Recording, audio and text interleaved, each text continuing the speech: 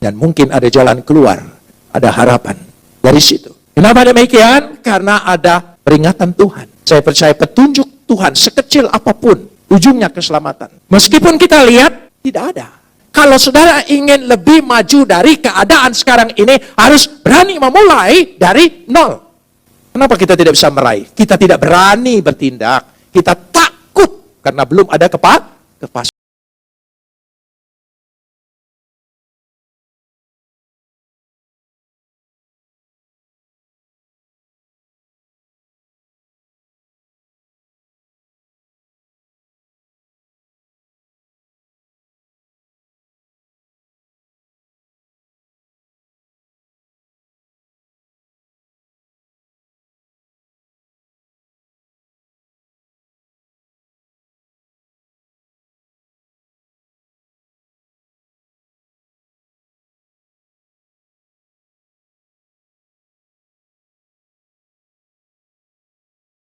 Kita sambut firman Tuhan, kapot leha Adonai Eloheinu kapot leha. Segala kemuliaan ya Adonai Tuhanku, kemuliaan banginu. Saudara yang dikasihi Tuhan, pagi ini saya ingin berbicara tentang membangun mesbah. Membangun mesbah. Mesbah itu tempat penyembahan. Secara harfiah disebut membangun altar, tempat penyembahan. Membangun mesbah adalah membangun dalam makna esensinya hubungan dengan Tuhan. Di membangun hubungan dengan Tuhan untuk menyatakan satu, bahwa rasa syukur dan terima kasih atas perbuatan Tuhan dalam kehidupan kita. Jangan lupa, jadi membangun hubungan itu untuk menyatakan rasa syukur dan terima kasih. Membangun mesbah, saya ingin jelaskan di sini, bukan atas dasar perintah. Tidak ada perintah sama sekali. Ya, mesbah itu dibangun dengan segala perintahnya di zaman Musa. Zaman Nuh tidak ada. Tapi ini merasakan rasa panggilan, kesadaran untuk menyatakan rasa syukur. Keselamatan yang Tuhan berikan atas kehidupan, kesempatan yang kedua, yaitu kehidupan baru. Karena semuanya dimusnahkan, kecuali Nuh mendapat kasih karunia Tuhan. Karena mendalamnya rasa syukur itu, karena telah melewati berbagai bencana, seolah-olah tidak mungkin hidup. Karena mereka diombang-ambingkan dengan banjir yang sangat dahsyat, yang belum pernah lagi terjadi dalam sejarah ini. Saudara bisa bayangkan kalau saudara berada di tengah laut, ya, dengan perahu yang kecil, saya percaya, ombang-ambing ombak yang begitu besar sampai hari ini, dan saudara tahu, itu tidak ada pengharapan hidup. Tidak ada lagi kemungkinan hancur. Kemungkinan tidak ada jalan keluar. Tapi di Tebah itu, yang Nuh buat atas perintah Tuhan, selamat dan sampailah ke sebuah pegunungan Ararat dan mendarat dari situ. Dan Nuh bisa hidup. Saudara bayangkan rasa syukurnya. Dari tidak ada pengharapan, lalu ada pengharapan hidup baru. Rasa syukur yang begitu meluap tanpa perintah. Sekali lagi, tanpa perintah. Walaupun dikatakan di sini dia mempersembahkan binatang yang tidak haram, itu ukurannya beda dengan kitab Musa. Karena belum ada perintah mana haram, mana halal. Makanya memakai kata tahor. Tahor di situ adalah bersih dan berkenan di hadapan Tuhan. Istimewa. Tahor adalah yang istimewa. Yang dianggap oleh Nuh waktu itu istimewa yaitu. Dan dia tidak menunggu dulu binatang itu beranak cucu, baru nanti anaknya atau induknya dikorbankan. Tidak. Begitu keluar dan tidak berpikir juga untuk mendirikan rumahnya. Kenapa? Karena dia punya pengalaman bahwa Tebah, kotak tempat itu adalah rumah yang paling aman.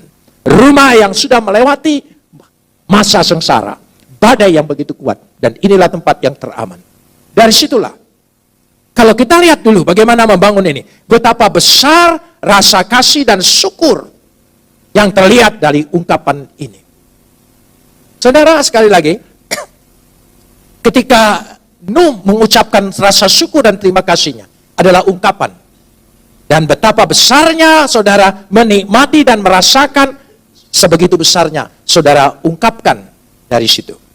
Dan Nuh mendahulukan Tuhan sebelum memulai segala sesuatu. Dan disinilah awal dari Matius 6 ayat 33. Carilah kerajaan Tuhan itu terlebih dahulu dan kebenarannya. Maka semua akan ditambah-tambahkan oleh Tuhan. Dan orang yang memulai sesuatu dengan Tuhan, pasti ujungnya berhasil. Amin, saudara, sesuatu yang mulai di sini. Saya ingin menjelaskan dulu untuk melatar belakang ini. Apa yang dimaksudkan membangun di sini? Kita lihat dulu sepintas ke belakang, yaitu Nuh. Pada Kejadian 5 ayat 29. Kejadian 5 ayat 29. Kita lihat bersama-sama di sini. Kejadian pasal 5 ayat 29. Dan memberi nama Nuh kepadanya. Katanya, coba sambung. Anak ini akan memberi kita penghiburan dalam pekerjaan kita yang susah payah di tanah yang terkutuk oleh Tuhan. Tolong ingat. Nuh itu pemberi pengharapan. Dan nanti kemudian akan terlihat dia sungguh-sungguh memberi pengharapan. Tanah yang terkutuk. Jangan lupa. Tanah yang terkutuk. Nanti akan Tuhan berkati lewat Nuh. Terus-menerus menuai, ya, menanam, musimnya terus dan tidak pernah habis-habisnya. Sejak itu, tanah itu tidak terkutuk lagi. Tanah itu tidak terkutuk lagi. Karena siapa? Nuh. Saudara. Jadi perhatikan, dia bisa merubah. Dia dari awal sejak lahirnya, dari namanya, ya, itulah masa depannya. Masa depannya. Disitulah letaknya. Ya, perhatikan saudara, ya, dia memberikan penghiburan. Sesuatu yang baru, dunia yang baru bagi keluarganya, bagi keturunannya.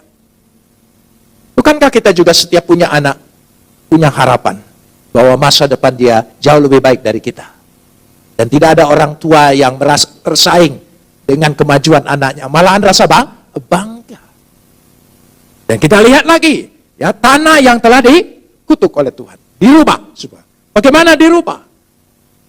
Artinya kalau sudah dinubuatkan dengan baik, lalu dididik dengan baik, lalu punya pengalaman dengan baik, maka akan menghasilkan dengan baik. Tapi letaknya adalah rasa syukur kepada Tuhan. Kita lanjutkan sekarang ini. Kejadian pasal 6 ayat yang ketiga. Kejadian pasal 6 ayat yang ketiga. Kejadian pasal 6 ayat 3. Ya. Berfirmanlah Tuhan, Rohku tidak akan selama-lamanya tinggal di dalam manusia. Karena manusia itu adalah daging. Tapi umurnya akan 120 tahun saja. Saudara, sebetulnya ini masa peringatan Tuhan. 120 tahun. Kalau dibagi dengan kehidupan Musa, 120 tahun dibagi 3 periode. 40 tahun Musa mengalami kenikmatan hidup. Ya, di istana Fir'aun. Tuhan peliharakan anak Ibrani itu. Ya, yang semestinya tidak ada harapan ketika dialirkan di air. Kenapa demikian? Karena orang tuanya tidak akan tega kalau melihat anaknya dibunuh oleh tentara Fir'aun. Lebih baik dia mati mengalir di sini. Dan mungkin ada jalan keluar, ada harapan dari situ. Kenapa demikian? Karena ada peringatan Tuhan. Saya percaya petunjuk Tuhan sekecil apapun, ujungnya keselamatan. Meskipun kita lihat, tidak ada. Coba saudara, alirkan bayimu ke sungai. Apa saudara pikir dia bakal jadi raja? Saudara, saya percaya otak kita yang rasional akan berkata, ini betul-betul sebuah tindakan bunuh diri. Tetapi keluarga Musa berpikir lebih baik mati menjalani perintah Tuhan daripada mati di tangan musuh. Dan itu selama hidup Musa selalu ada seperti itu. 120 tahun. 40 tahun masa jayanya, masa kenyamanan, masa yang enak. Mestinya Musa tidak usah berbuat yang neko-neko, ya, berbuat yang macam-macam. Ya, cukup saja ikuti, dia aman. Menjadi salah satu pangeran. Tapi panggilannya tidak bisa. 40 tahun dia mengembara. Ya, diusir dari tempat yang paling nyaman. Dari yang tidak ada harapan sama sekali. Ya, pergi ke sana. 40 tahun di padang gurun. Di situ dia belajar pengalaman seluk-beluk padang gurun. Tahu daerah-daerahnya. Tahu sekali 40 tahun. Saudara, mengalami hal yang seperti itu. Dari nol, bayangkan saudara, dari hidup nyaman dibawa kepada garis ya, titik nadir, titik nol. Kalau saudara ingin lebih maju dari keadaan sekarang ini, harus berani memulai dari nol.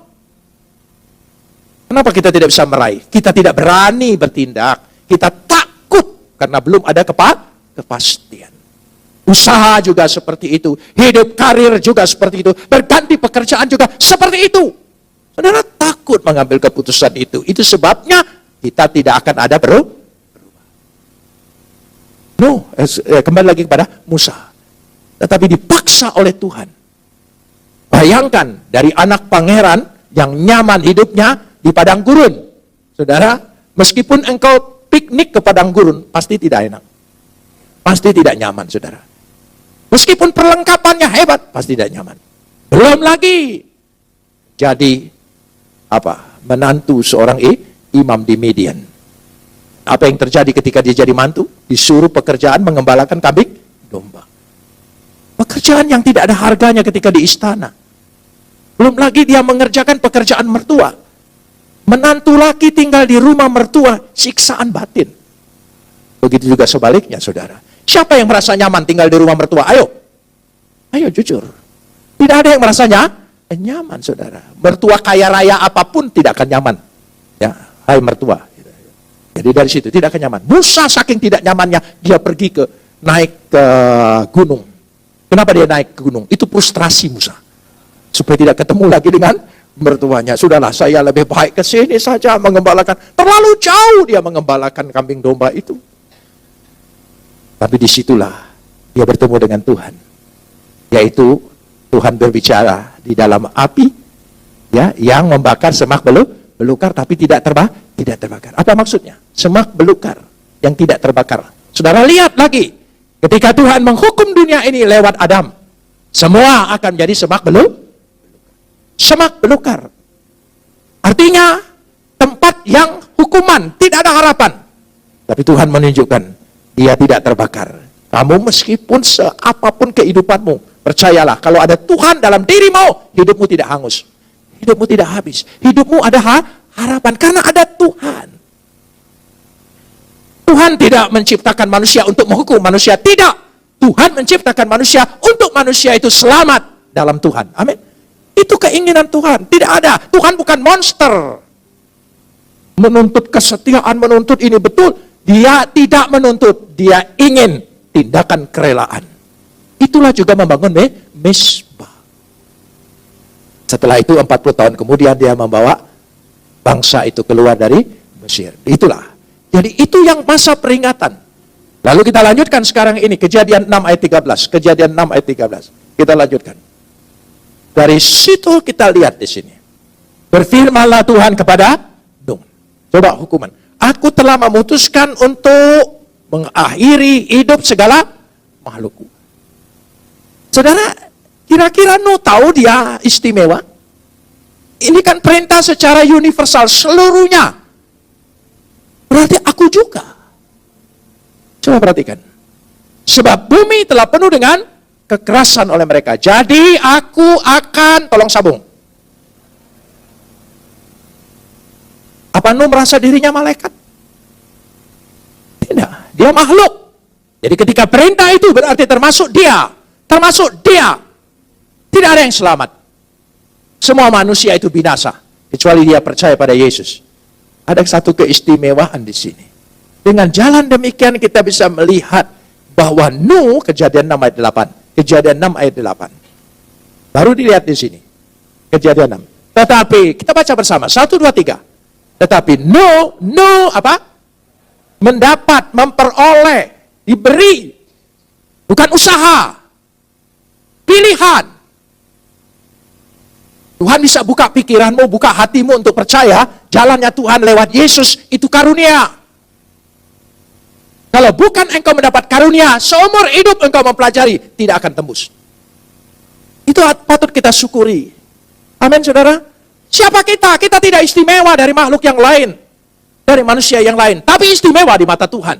Jangan lupa, kita ini sangat-sangat istimewa di mata Tuhan. Karena itu dia buka hati kita, buka pikiran kita. Kadang-kadang kita Kristen yang sudah lama turunan tidak menyadari itu. Makanya lebih baik engkau keluar dulu. Kau harus menyadari betapa susah payah. Jangankan saudara, orang ingin menghadap Tuhan saja, aturannya terlalu banyak. Makanya kalau puasa lebih baik jam dokter untuk buka.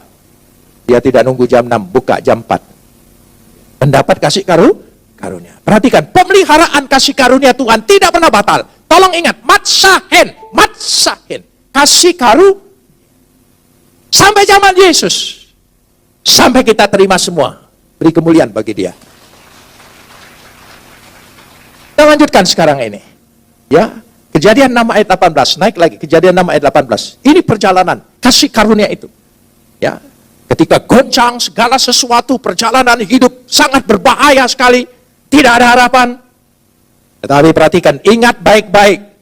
Tetapi dengan engkau, tolong sambung. Aku akan mengadakan apa? Punya besar atau kecil? Perjanjian Tuhan. Dia, bukan perjanjian kita. Kalau perjanjian kita, gak jaminan. Tidak jaminan. Walaupun saya di altar Tuhan sehidup semati, gak jaminan. Saudara ya, aku akan mengadakan apa? Perjanjianku. Aku yang mengadakannya. Aku yang menyelenggarakannya. Tolong ingat, kita hidup ini bukan karena janji kesetiaan kita pada Tuhan, tapi kesetiaan Tuhan pada kita. Tolong ingat, kasih karunia Tuhan itu tidak memerlukan bantuan siapapun. Ini penting. Ini kita sadari. Engkau akan masuk ke dalam bahtera itu. Oh, di situ dia baru tahu. Aku mendapat kasih karunia dan Tuhan bertindak atas kasih karunia. Engkau akan masuk ke dalam bahtera itu. Engkau masuk dalam orang yang percaya. Kita berada di bahtera Tuhan. Amin, saudara. Jangan peduli deru angin, topan, ombak besar dalam hidup ini. Percayalah, di dalam bahtera Tuhan, engkau pasti aman. Amin. Engkau, tolong sambung, bersama-sama dengan anak-anakmu dan istrimu dan istri. Oh, orang percaya itu menjadi tiang iman, menyelamatkan seluruhnya. We ador wador. Darah turun temurun. Dari situ letaknya. Ya, kalau kita lihat. Kita lanjut sekarang, bagaimana perjalanan kasih karunia tadi. Kita lihat Kejadian 8 ayat 1 tadi. Kejadian 8 ayat 1. Ya, kita kembali lagi. Coba. Maka Tuhan, tolong sambung. Saudara perhatikan ayat ini. Yang aktif itu siapa? Tuhan. Yang aktif itu Tuhan. Kasihnya itu aktif. Belas kasihannya itu aktif. Pengampunannya itu aktif. Amin. Dia tidak memerlukan kita. Tuhan mengingat Nuh. Dia ingat. Segala binatang liar, segala ternak yang bersama dengan dia. Oh. Ada akibat. Jadi kalau ketemu orang, jemaat di pesawat, oh pendeta ya, aman Pak, pasti sampai. Oh, karena dia pikir ada penjamin, saudara ya. Dia tidak tahu yang di depan bisa lebih duluan. Gitu ya. Saya selalu ditanya, kenapa tidak duduk di depan? Gitu. Oh itu Surabaya, saya Makassar. Ya, dalam bahtera itu, yang ada dalam bahtera itu. Coba. Dan Tuhan membuat angin berhembus melalui bumi. Tolong sambung. Sehingga apa? Surut. Saudara percaya? Badai besar, topan, ombak melanda hidupmu jika engkau dalam bahtera itu. Dan dengan sendirinya, itu surut semuanya. Amin, saudara? Tidak akan bergejolak, tidak akan membinasakan engkau. Tuhan ingin melihat kadar imanmu bergantung dengan dia. Tuhan tahu manusia itu penuh ketakutan dan kekhawatiran, kecemasan. Dia tahu. Tapi dia ingin tahu. Kebergantunganmu dari seluruh ketakutan itu, berserahmu dari ketakutan itu, sejauh mana, sebesar apa, engkau percaya berserah kepada dia. Khawatir sudah seluruh manusia, takut sudah seluruh manusia, seluruh persoalan. Tapi di situ letaknya. Dia memberikan kekuatan dari sana. Sekarang saya ingin masuk. To build, membangun. Membangun misbah Tuhan. Membangun hubungan dengan Tuhan. Pribadi kita membangun. Coba bangun diri kita ini sebagai misbah. Ya, membangun. Saudara tahu, ini membangun misbah Tuhan itu membangun dirinya. Bukan membangun gedung. Itu harfiah materinya, silakan. Tetapi membangun hubungan, membangun pribadi kita. Pribadi kita ini akibat, saudara. Kalau saudara sungguh membangun misbah bagi Tuhan, ada akibat. Engkau akan membangun dirimu, pribadimu. Kita perlu bangun. Seringkali kita tidak membangun. Coba, saudara. Seringkali kita, Coba, kalau saudara dikasih lahan, ya, kita masing-masing dikasih lahan. Apa yang kita pikir dengan lahan itu? Bikin hutan. Ya, saudara belum punya rumah, akan bikin apa? Rumah. Kalau tanahnya luas, saudara bikin seluas-luasnya. Ada orang yang berkata, Tuhan, aku cukup gubuk kecil. Itu doa yang tidak benar. Aku perlu rumah yang istana. Rumah yang besar. Jangan malu-malu, katakan amin. Oh ya, ada kita, Tuhan, yang penting gubuk kecil, aman. Kayak rendah hati, tapi ini mental miskin. Orang kalau mental miskin tidak akan maju, saudara. Ya, pasti saudara mau bangun, bangun yang besar, bangun. Nah, saudara punya lahan, apa lahan? Diri kita. Diri kita ini lahan yang Tuhan berikan. Mari kita mau bangun pribadi kita ini, amin. Bangun. Di dalam diri kita ada potensi yang terbaik. Engkau bangun itu. Tapi acap kali kita tidak pernah memberi kesempatan dengan diri kita sendiri. Kita selalu memvonis perkara-perkara yang negatif dengan diri kita. Itu salah kita. Sehingga potensinya jadi mati.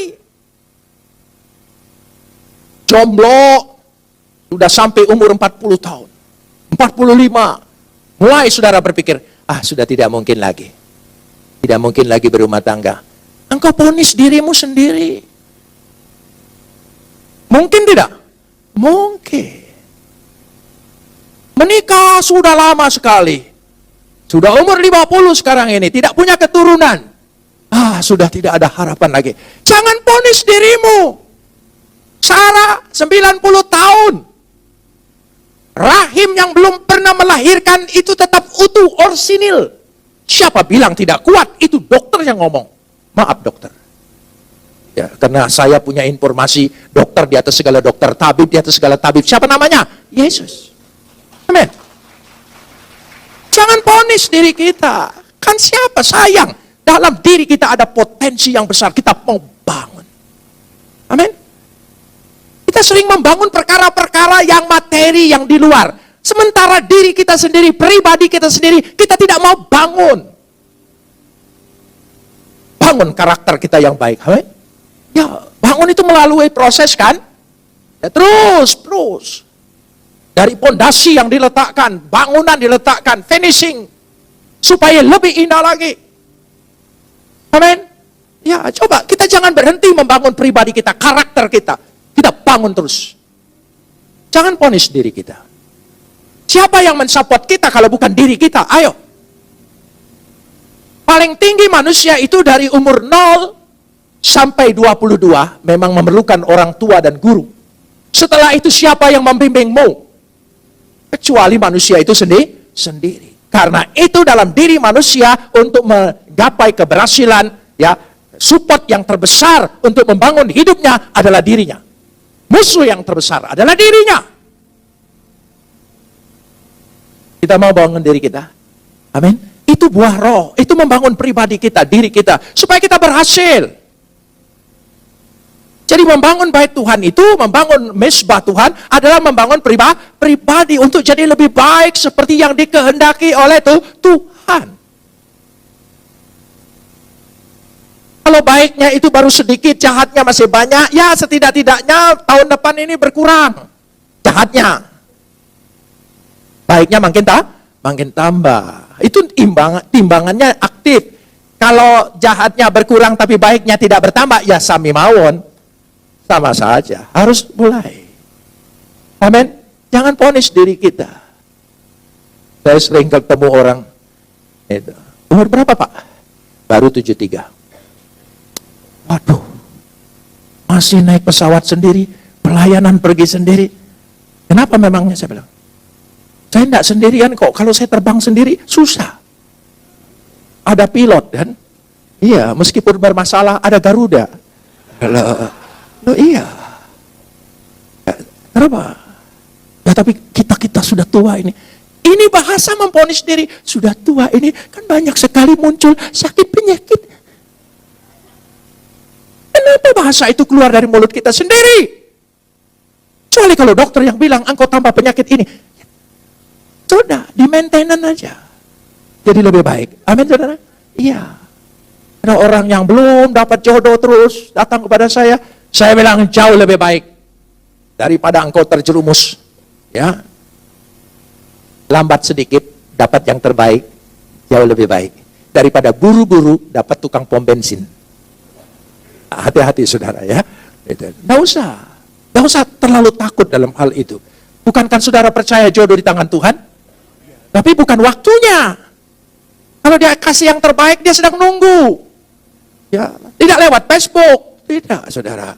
Jangan percaya, lewat bertemu dan mengenal dengan baik. Dari situ, itu kesempatan yang Tuhan berikan. Amin. Jangan vonis diri kita. Umur berapa? Kita sudah kumpulan tua-tua. Memang beginilah kita orang tua. Kalau ada foto itu kakek-kakek, saya bilang dengan cucu saya, itu kakek-kakek. Ini enggak merasa kakek. Enggak merasa kakek. Saudara, saya grandpa, bukan kakek. Bahasanya dilupain sedikit gitu saudara ya. Kan bukankah kalau kita bicara maaf berat kan? Sorry ringan, karena itu bukan bahasa kita saudara. Kita di mana-mana, sorry, kan seolah-olah enggak minta maaf. Tapi kalau maaf itu rasanya rendah hatinya saudara. Ya, kita ganti bahasa saja. Kalau selamat Natal tidak boleh, Merry Christmas gitu saudara. Susah-susah banget sih saudara. Beragama kok susah saudara. Nah karena itu, jangan kalau saudara ingin bangkit membangun dirimu, jangan menunggu orang lain. Dari diri kita mulai bertindak. Amin.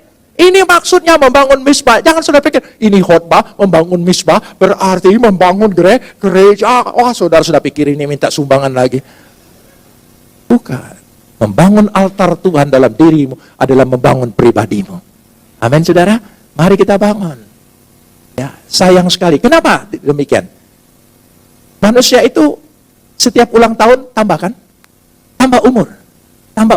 Tapi kematangan karakternya enggak tambah, mandek. Jadi seperti orang kalau saudara secara fisik mandek, enggak berkembang, itu namanya anak. Menurut bahasa mami saya, achterlijk. Keterbelakang. Di situ letaknya. Jangan-jangan karakter kita achterlijk. Marahnya sama waktu kecil. Ngambek sudah tua, persis anak kecil. Itu namanya apa? Bahasa Belanda sedikit, saudara. Ya, mumpung ada Louis di sini ya. Achterlijk. Amin. Oh, dari situ letaknya. Nah, karenanya untuk membangun pribadi itu, saya masih ingin berbicara. Ya, satu lagi, masih membangun pribadi. Supaya kita tahu, nanti baru masuk kita bisa lihat. Singkat sekali ayatnya untuk menunjukkan bahwa sesungguhnya ketika Nuh membangun mezbah itu membangun masa depannya, membangun pribadinya, membangun keluarganya, bahkan membangun dunia di sekitarnya. Ada akibat. Saudara, kita sering memiliki citra buruk tentang diri kita. Heran. Mau enggak kita lepaskan itu dalam nama Yesus? Jangan memiliki citra buruk tentang diri kita. Keluarga kita, jangan. Citra the best, terbaik. Karena kasih Tuhan itu dahsyat. Dia tidak pernah batal. Tidak pernah batal. Kasih karunia-Nya itu. Kita lihat nanti pada ayat-ayat selanjutnya. Ya, kita sering kali tidak memberi kesempatan pada diri kita sendiri untuk berkembang. Untuk mencapai puncak keberhasilan. Kita sendiri yang menahan. Ini salahnya. Ya, mestinya kita harus mau. Jangan ponis dirimu. Karena pernah gagal, takut usaha, ya, takut gagal lagi, gak akan ada kesempatan. Gagal, coba lagi. Gagal, coba lagi. Giliran nanti, saya lupa. Ini betul-betul orang punya kesaksian. Di Singapura. Namanya sudah saya hafal, tapi tiba-tiba lupa. Nama Chinese. Umur 70 tahun, bangkrut total. Bangkrut. Coba kita, ayo jujur. Ya, kalau bangkrut umur 40 masih semangat untuk bangkit. Bangkrut umur 70, udahlah.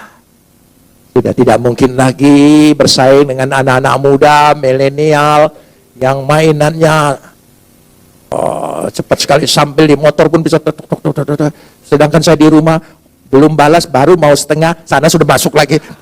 Astaga. Jadi nggak jadi, saudara. Akhirnya hapus semua, ya, selesai. Kalah cepat. Maksud mau balas sudah masuk lagi, baru masuk lagi. Dia pakai apa, saudara ya? Ya, jari kita ini, jangan salahkan jari, malam jari sudah tua. Enggak. Itu kalah cepat saja. Kalah cepat. Tapi tetap berhasil. Saudara, apa yang terjadi?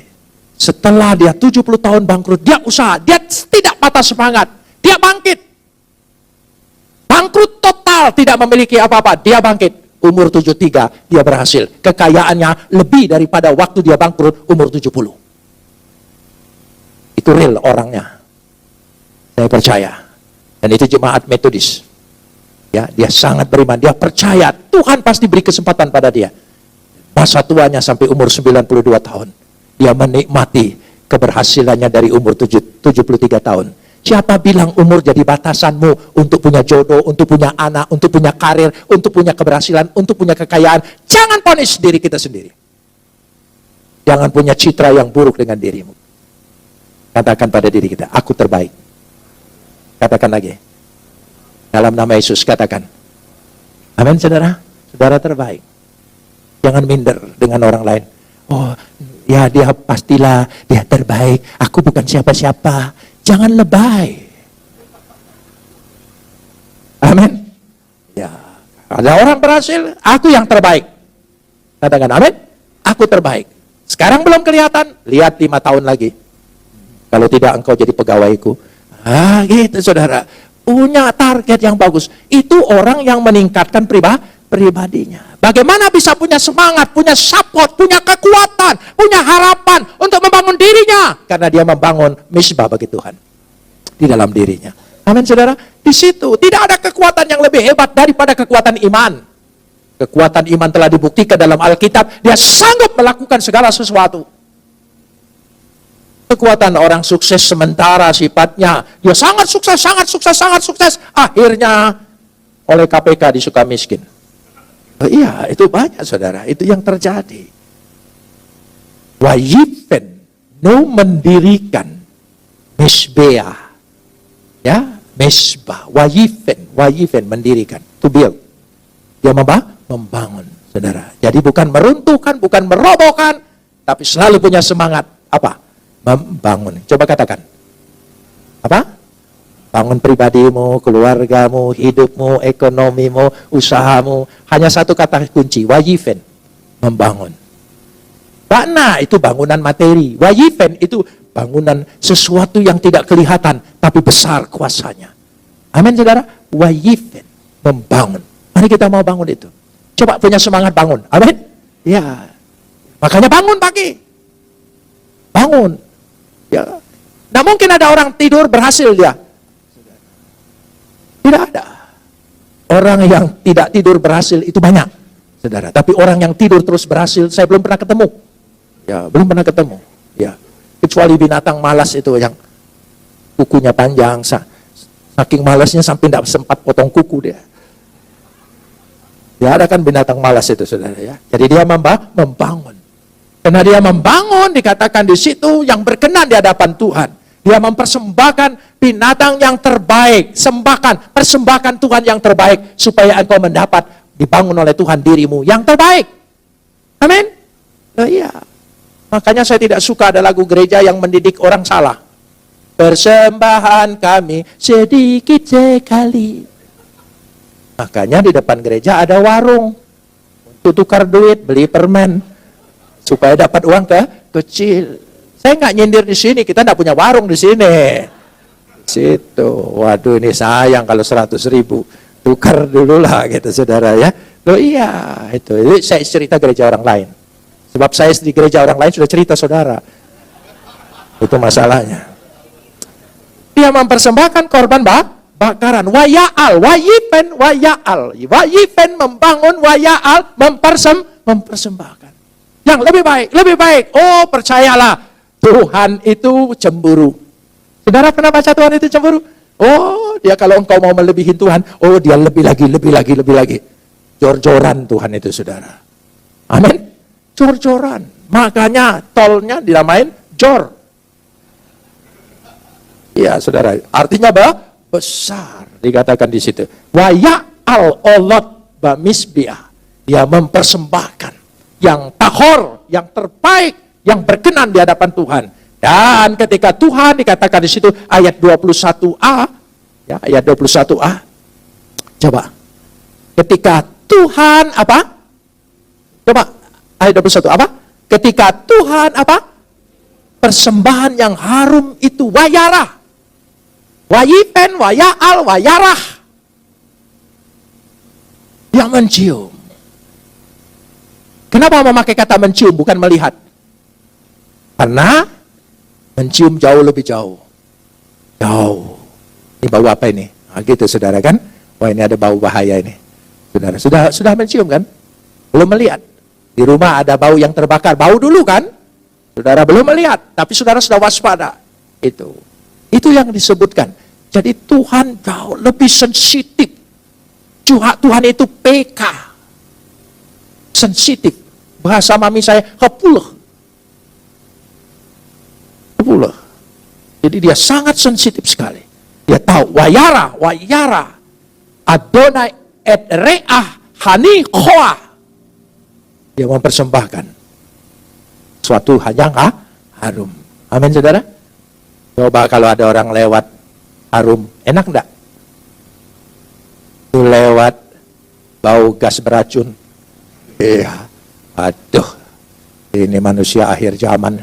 Ya, saudara ya. Ya, pasti saudara mengatakan tidak yang, wah, kalau harum kan saudara bilang, oh ini harum sekali.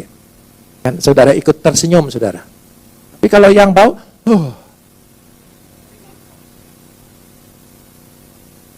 dari situ letaknya. Karena dia membangun semua berkenan di hadapan Tuhan. Dan perhatikan ayat 21 lagi, masih 21. Ya, berfirmanlah Tuhan dalam hatinya. Berfirmanlah Tuhan dalam hatinya. Amin, saudara. Saudara percaya lah. Katanya kita tidak bisa mengukur hati Tuhan. Kok ayat ini Tuhan berfirman dalam hatinya kok dikasih tahu ke kita ya? Oh, Tuhan itu baik. Yesus itu adalah hatinya Tuhan. Amin. Kemauan Tuhan, rencana Tuhan, kehendak Tuhan, ya, keinginan Tuhan, kerinduan Tuhan, semua ada pada Yesus dalam karyanya. Dan dia luar biasa. Kita lanjutkan sekarang ini.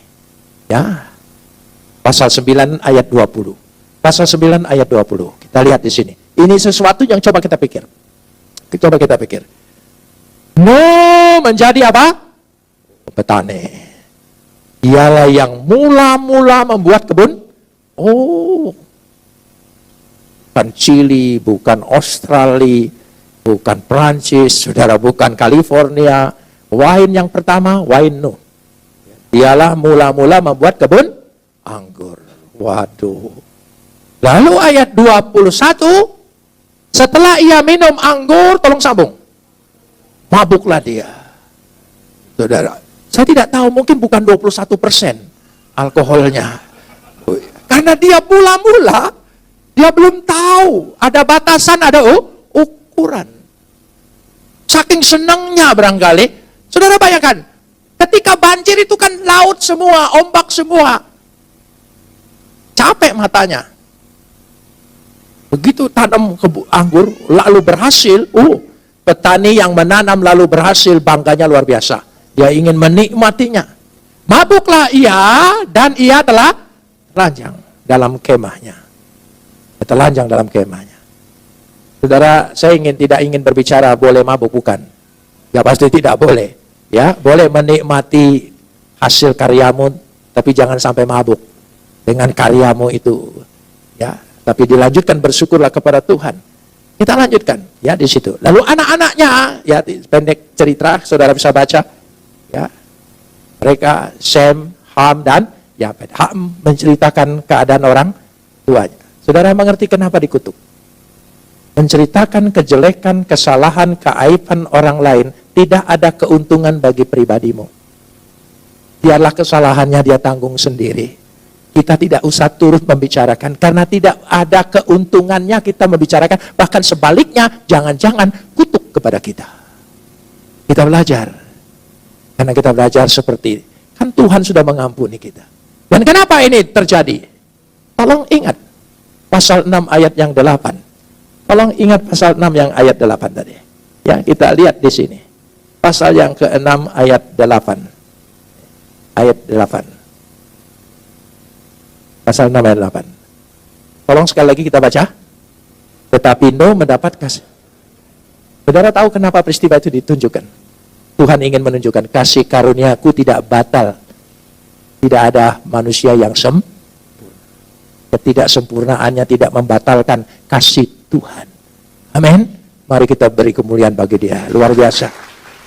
Kalau bukan kasih karunia Tuhan, siapakah kita? Nobody perfect. Tidak ada yang sempurna. Tapi kasih karunia Tuhan, katakan sempurna. Sempurna. Amin, saudara. Dia yang meliputi semuanya. Dahsyat dan luar biasa. Dan tidak perlu dibantu oleh siapapun. Kasihnya sempurna. Pengampunan karya Kristus sempurna. Tidak perlu dibantu oleh apapun. Oleh kesalehanmu, oleh ketaatanmu.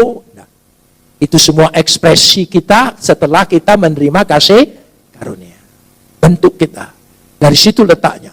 Untuk itulah ukurannya bersama-sama kita. Amin. Jadi jangan lupa, membangun misbah Tuhan, membangun hubungan dengan Tuhan, berarti membangun pribadi kita, diri kita. Amin.